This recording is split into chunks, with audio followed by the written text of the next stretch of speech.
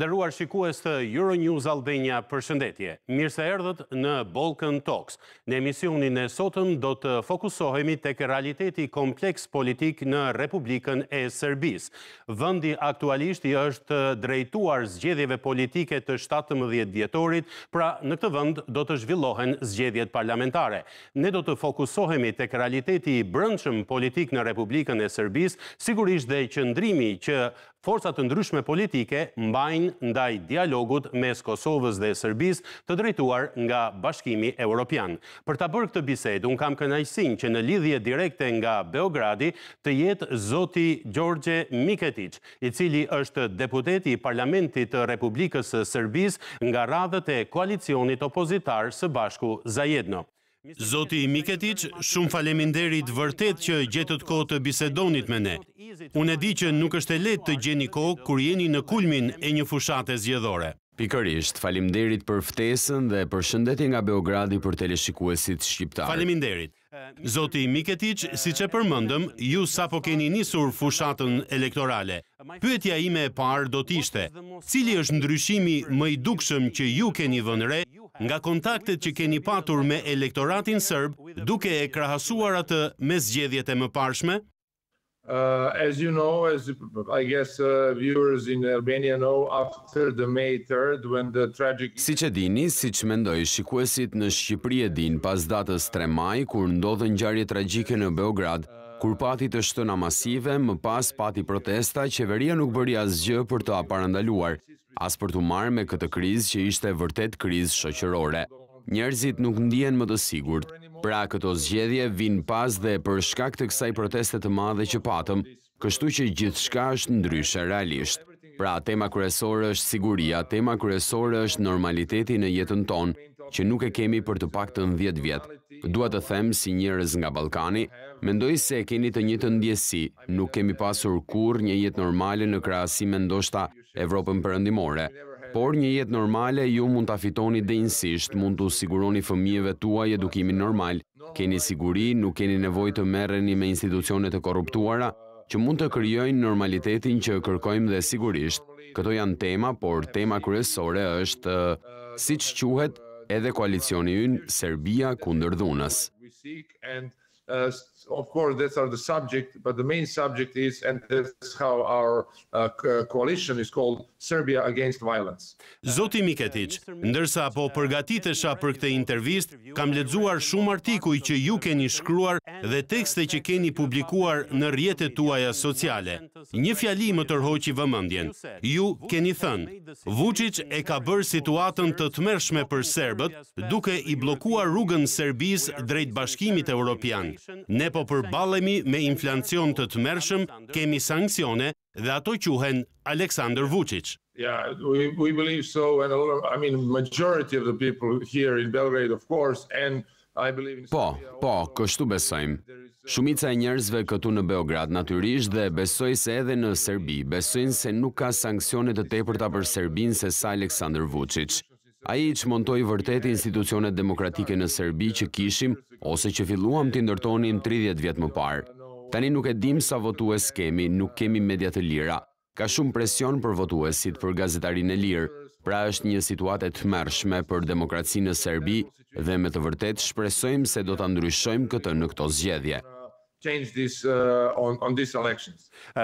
Zoti Miketic, sa e vështirë është fushata elektorale për partinë tuaj opozitare apo edhe për koalicionin tuaj opozitar në Serbi, cilat do të evidentonit si disa nga vështirësitë kryesore me të cilat ju po përballeni aktualisht, edhe pse i përmendët disa prej tyre? Mr. Vučić is every second night, like in the last 10 days, 8 times he was for 2 or 3 hours on the prime time TV with the national frequency. Po, le të themi së pari, zoti Vučić është një natë po, një natë jo në 10 ditët e fundit, çdo herë. Ai ishte për 2 ose 3 orë në një televizion në kohën më të ndjekur me një frekuencë kombëtare. Ai po bën monolog me një person që sillet si gazetar, por në të vërtetë nuk është. Kështu ai bënte monolog si Fidel Castro çdo 2 net. Nga ana tjetër, opozita nuk ka asnjë qasje ndaj frekuencave kombëtare. Ne kemi vetëm disa media të lira që janë kablore, në shtyp ose në rrjetet sociale. Pra kjo është e para. Njerëzit në Serbi nuk mund ta dinë ç'po ndodh vërtet, kështu që njerëzit në fakt kanë më pak pensione, inflacioni është kaq i lartë, ata nuk kanë para të mjaftueshëm për të blerë aq gjëra sa 6 muaj më parë, por besojnë se jetojnë më mirë sepse propaganda televizive ua thot. Ne kemi këtë në kërkim. Pra, është një situatë vërtet e vështirë për opozitën, por nga ana tjetër protestat ishin në 60 qytete gjatë kësaj vere dhe vjeshte, të gjithë e njohin koalicionin ton, lëvizjen ton, qëllimet tona. Mendoj se duhet urgjentisht ta çmontojmë këtë regjim. Zoti Miketic, do të doja të kaloja në një temë tjetër. Ju përmendët sfidat kryesore me të cilat po përballeni si parti apo koalicion opozitar gjatë fushatës, por ju nuk e përmendët çështjen e Kosovës.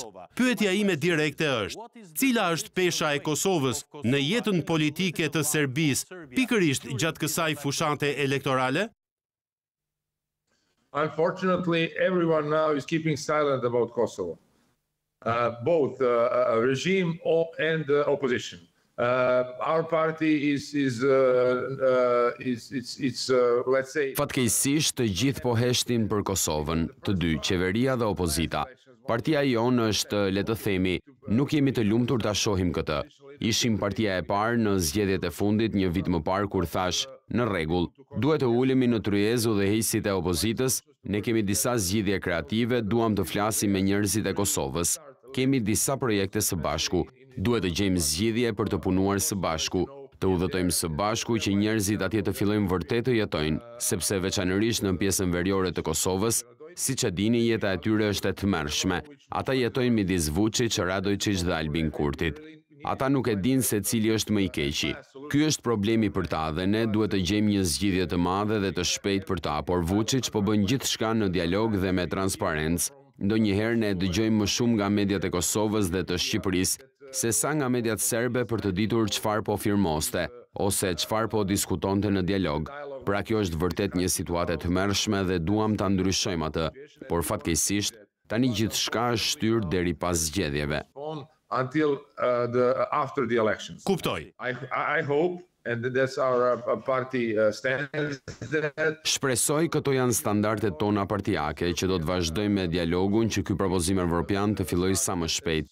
Pra si Serbia, ashtu edhe të gjitha vendet e rajonit, në fakt Shqipëria, Maqedonia e Veriut, Bosnja, të futen shpejt në Bashkimin Evropian, sepse këtu na duhet vërtet një paqe e qëndrueshme. Zoti Miketic, ju përmendët zotin Radojčić, i cili mori përgjegjësinë për sulmin terrorist në Banjsk në veri të Kosovës. Pyetja ime për ju është: a besoni ju sa ai ka vepruar i vetëm apo ka patur mbështetjen dhe bekimin e shërbimit sekret serb dhe të vetë presidentit Vučić? For me personally, it is unimaginable that he could act alone on this. So that's what really on one of those protests we talked to the people like just after Banjska. Për mua personalisht është e paimagjinueshme që ai mund të ketë vepruar i vetëm. Pra kjo është, në një nga ato protesta ne folëm me njerëzit, menjëherë pas Banjskës, nëse ai e dinte, duhet të jepte dorëheqjen. Nëse nuk e dinte, prap duhet të jap dorëheqjen se është e pamundur. Nëse e dini, ne kemi vëzhgim më të fortë të njerëzve. Zoti Vučić e pyetën kush do drejtojë një ekip kombëtar futbolli dhe ne duhet të filmojmë se do të jetë një kandidat për Oscar. Filmi serb do të konkuronte për Oscar. Deri në atë nivel po e kontrollon situatën këtu dhe të mos e di për Banjskën do të ishte vërtet e pabesueshme. Pra ne po përpiqemi të themi se zoti Radojčić duhet të mbajë përgjegjësi për veprimet e tij. Jam shumë i gëzuar që ai nuk është më politikisht figurë e fortë për Kosovën, por na duhet një lëvizje e re dhe njerëz të rinj në Kosovë për të parë. Duhet të gjejmë edhe kush e vrau Oliver Ivanović në Kosovë. Ishte vërtet udhëheqës demokratik në pjesën tonë të Kosovës. Pra të gjitha këto çështje do të përballen sapo të përmbyset regjimi i Vučić pas 17 dhjetorit. As soon as Vučić regime is brought down in Serbia, I believe, after December the 17th. Mr. Miketic, Zoti Miketic, përse shprehjet si Kosova është Jeruzalemi i Serbisë apo Kosova është djepi i qytetërimit serb kanë ende kaq shumë peshë në retorikën politike të presidentit Vučić dhe të qeverisë aktuale politike në Beograd? Political establishment in Belgrade. Well, you need to know that it's not, he is only using that.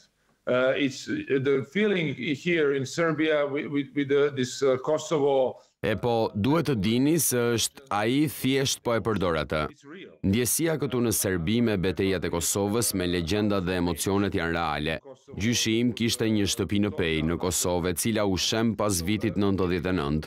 Pra kemi shumë lidhje veçanërisht historike, veçanërisht manastiret. Pra kur mësonim në shkolla për shtetin mesjetar të Serbisë, fillojmë nga komunat kosovare dhe prej andej, s'është e lehtë, është diçka emocionale për çdo popull dhe besoj se teleshikuesit tuaj në Shqipëri e din këtë. Por nga ana tjetër jemi vërtet kundër që dikush t'i përdor këto emocione për të ndenjur në fuqi, për të mbajtur pushtetin ose për t'u pasuruar si zoti Radojčić. Somebody using these emotions to stay in power, to keep in power, or to get rich, as Mr. Radojčić was. I see. Kuptoj. Zoti Miketic, dialogu midis Serbisë dhe Kosovës i lehtësuar nga Bashkimi Evropian dhe Shtetet e Bashkuara solli marrëveshjen e Brukselit dhe aneksin e Ohrit. Si politikan aktiv në Serbi, a i shihni ato si zgjidhje reale të problematikave ndërmjet Serbisë dhe Kosovës, edhe si përfaqësues i një partie të rëndësishme politike dhe i një koalicioni politik? And a political coalition. What I know for sure, if we see the small history of 30 years behind in ex-Yugoslavia and in Balkans, that we need really a big consensus about it. E di me siguri, nëse shohim historinë e vogël të 30 viteve më përpara, në ish Jugosllavi dhe në Ballkan, na duhet konsensus vërtet i madh për këtë, nëse duam që kjo marrëveshje të zgjas. Nëse të dy udhëheqësit i sjellim në tavolinë me shantazhe ose nuk e di, të detyruar për të nënshkruar apo për t'u pajtuar me diçka, kam frikë kjo marrëveshje se nuk do të zgjas shumë. Kemi nevojë për zgjidhje të gjata, na duhen zgjidhje vërtet të gjata. Partia jon ishte në Sarajev këtë pranverë duke firmosur marrëveshjen me partitë e gjelbra shqiptare nga Kosova, nga Bosnja, nga Maqedonia dhe Bullgaria. Na duhen 100 vjet paqe në Ballkan që të fillojmë realisht të ndërtojmë diçka të re, gjenerata të reja që komunikojnë, udhtojnë, punojnë së bashku, duan së bashku. Kjo na duhet këtu dhe këto zgjidhje na duhen. Të kthehem te pyetjet tuaja. Unë dua dhe besoj shumë si parti, donim ta përmirësonim këtë për të afruar më shumë Evropën në propozimin evropian. Për Serbin kjo do të thotë veprime për t'u bashkuar BE-s, në cilën datë dhe gjëra të tilla. Nga ana tjetër për Kosovën, kemi nevojë mbrojtje për njerëzit. Do të donim të shihnim diçka rreth demilitarizimit të Kosovës, të një pjese të Kosovës, sepse njerëzit këtu në Kosovën veriore kanë vërtet frikë për këtë. Folëm edhe për bashkimin që do të ndodhë ndonjëherë mes Kosovës dhe Serbisë në të ardhmen. Kësaj i druhet vërtet Serbia, ose njerëzit në Serbi. Mendoj se njerëzit në Ballkan duhet i druhen kësaj sepse ne thamë se nuk ka ndryshim të kufive. Kjo do të thotë po. Kështu që të gjitha këto gjëra mund të përmirësohen në mënyrën që të mblidhen sa më shumë grupi i njerëzve, ta mbrojnë atë marrëveshje dhe me ta mund të kemi një marrëveshje shumë të qëndrueshme për shumë vite dhe këtë ne shpresojmë. Duke ju rikthyer marrëveshjes së Brukselit dhe aneksit të Ohrit, a e shihni ju si një platformë të arsyeshme, e cila do të funksionojë në të ardhmen e afërt dhe më pas të mund të ndërtoni mbi të me atë që sapo shpjeguat zoti Miketic? I believe it's a platform now that's on a realistic basis. We have Ahtisaari proposal many years ago. Besoj se është një platformë me baza reale. Kemi propozimin e Ahtisaarit shumë vite më parë, por kur e shihni Bosnjën, ishte një datë për marrëveshje që u nënshkruan në 95-ën, por ende nuk funksionon ndonjëherë ose ky vend është vërtet i paralizuar me të. Pra duhet vërtet të gjejmë zgjidhjen që të mos jemi të paralizuar, ose që do ta bëj të lulëzoj këtë popull, sepse me të vërtet njerëzit këtu janë të mirë, duan të punojnë, duan, siç e dini, shumë njerëz nga Kosova, Shqipëria, Serbia jetojnë jashtë, në Gjermani ose në vendet perëndimore, punojnë atje, kanë rroga shumë të mira, janë punëtor të mirë, pjesë e mirë e shoqërisë. Pra, e kemi këtë brenda vetes, na duhet një platformë këtu që do të nxjerrë më të mirën prej nesh në të gjitha entitetet. Zoti Miketic, presidenti Vučić e pranoi propozimin e Brukselit, pranoi aneksin e Ohrit, por kur u kthye në Serbi, deklaroi se nuk do ta njohë kurrë pavarësinë e Kosovës dhe se dora e tij e djathtë nuk do ta marrë kurrë stilolapsin dhe nuk do ta vendos kurrë në letër për të nënshkruar. A mendoni se ai është duke zbatuar një qasje të dyfisht, një për komunitetin ndërkombëtar dhe një tjetër për publikun vendas, pra për elektoratin serb?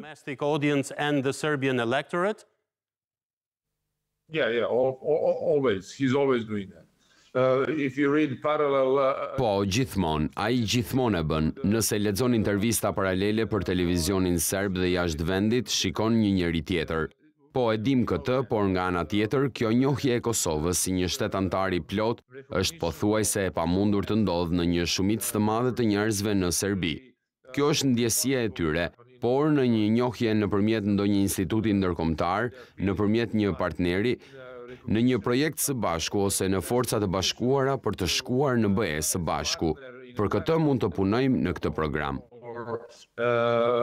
In projects together or joint forces to go to EU together, that's something we can work on. Zoti Miketic, në këtë program kam intervistuar shumë politikan dhe analist politik serb. Dhe në thelb, ata thonë se fakti që presidenti Vučić e pranoi marrëveshjen e Brukselit dhe aneksin e Ohrit, do të thotë se de facto Republika e Serbisë e ka njohur Republikën e Kosovës. E mendoni ju kështu? Well, for sure, in a way, there is some kind of recognition. Sigurisht që në një farë mënyre ekziston një njohje nëse oficerët tanë të policisë do të ishin të përfshirë në forcat e policisë së Kosovës, ose nëse avokatët apo gjyqtarët tanë ligjor ishin në sistemin ligjor të Kosovës, lista apo politikanët serb tanë të ishin në parlamentin e Kosovës. Sigurisht që ka një njohje të institucioneve, varet se si secili, e gjithë loja është këtu. Si do t'ua komunikoni këtë grabitqarve në Serbi? Ky është i tërë problemi. Dhe këtu duam të ndihmojmë. Duam të ndihmojmë që shteti i Kosovës të jetë vërtet aty, të mos ketë disa njerëz të çuditshëm apo disa njerëz që urrejnë Serbin, edhe pse disa politikanë nuk janë vërtet jo me sjellje të mirë sipas Serbisë. Pra, të tëra këto mund të përmirësohen nëse ka vullnet politik, por Vučić nuk e do këtë. According to Serbia, so all these things could be and can be really improved if there is a will, if there is a political will, but Vučić doesn't want that. Okay, Mr. Miketic, the Prime Minister... Mirë, zoti Miketic, kryeministri i Republikës së Kosovës Albin Kurti e ka pranuar së fundi versionin e ri të asociacionit të komunave me shumicë serbe që jetojnë në Republikën e Kosovës. Çfarë mendoni ju për këtë fakt? A është ai një hap i mirë përpara nga këndvështrimi juaj? Good step forward from your own perspective? Yes, this is a good step forward. We hope that this approval of this municipality association will come much... Po, ky është një hap i mirë përpara. Shpresojmë që ky aprovim i asociacionit të komunave të afrohet shumë më shumë këtë vit se sa në fillim të vitit. Kemi humbur të gjithë vitin mes Vučić dhe Kurtit që e largonin veten nga dialogu. Por tani që shoh se zoti Kurti e pranoi këtë dhe nga ç'kam dëgjuar edhe Haradinaj, politikani nga Kosova, ka thënë se është një gjë e mirë dhe shoh që njerëzit në Kosovë kanë, le të themi, emocione të përziera për të, por mendoj se zëri mbizotrues, siç dëgjoj këtu, është i pranueshëm për popullin e Kosovës. Kjo është vërtet e rëndësishme, do të ishte një hap i mirë përpara në dialog. Acceptable for Kosovo people, that's what is really important, would be a good step forward into the dialogue. Zoti Miketic, duke ju rikthyer realitetit politik brenda Republikës së Serbisë, ka shumë sondazhe të organizuara atje, sipas së cilave publiku serb nuk pranon madje as edhe një integrim të shpejt në Bashkimin Evropian kur u kërkohet të njohin pavarësinë e Kosovës. A mendoni ju se ky është rezultat i një propagande apo është diçka në lidhje me vetë shoqërinë serbe si të tillë? Both, I would say. I talked previously about these emotions, which is really strong emotions. It's like in a cultural code. Do të thosha që të dyja, kam folur më parë për këto emocione që janë vërtet të forta. Është si një kod kulturor të popullit serb. Kjo është diçka vërtet për t'u marrë parasysh, por edhe nga ana tjetër kemi shumë shembuj në histori dhe Evropë që disa pjesë të vendit tuaj nuk janë më në vendin tuaj, por prap se prap mund të shkosh. Pra duhet të gjejmë një zgjidhje pikërisht për këtë, për njohjen e Kosovës, do të thosha si një shtet i plot, siç njihen për shembull Rumania ose Maqedonia e Veriut. Mendoj se shumica në Serbi është kundër kësaj, por nga ana tjetër propaganda po e bën rolin e udhëheqësit nacionalist në Serbi. Vučić, Dačić edhe të tjerë, deri më sot, të gjithë po shkruajnë për këtë tregim kundër Kosovës, kundër Shqipërisë. Kjo është diçka që duhet të ndryshojmë në Serbi.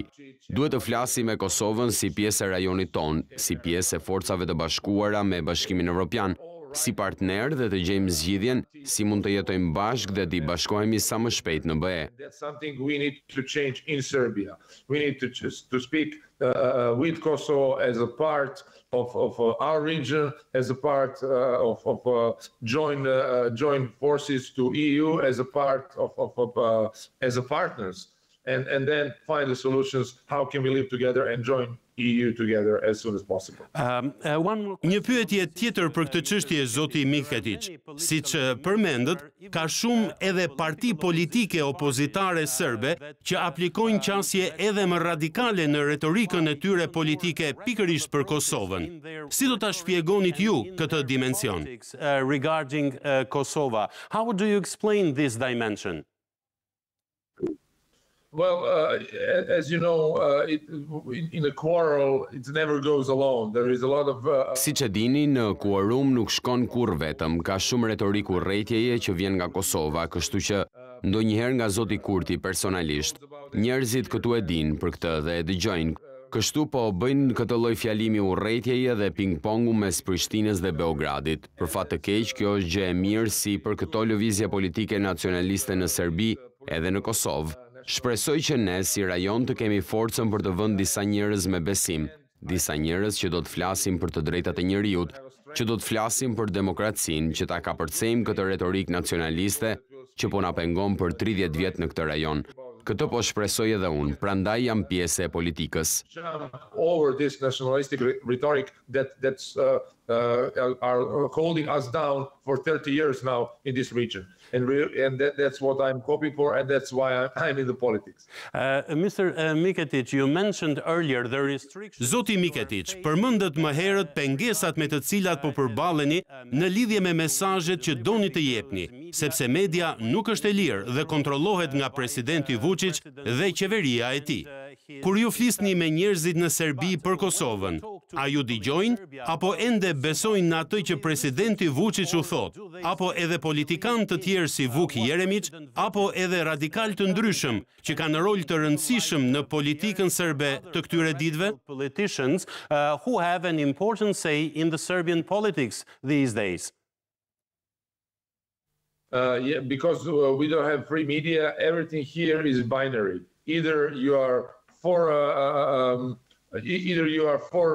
Serbian patriotism against Albanians, either you are... Po, nga që nuk kemi media të lira, gjithçka këtu është binare, ose ke patriotizëm serb kundër shqiptarëve, ose jeni pro NATO-s dhe vendeve perëndimore.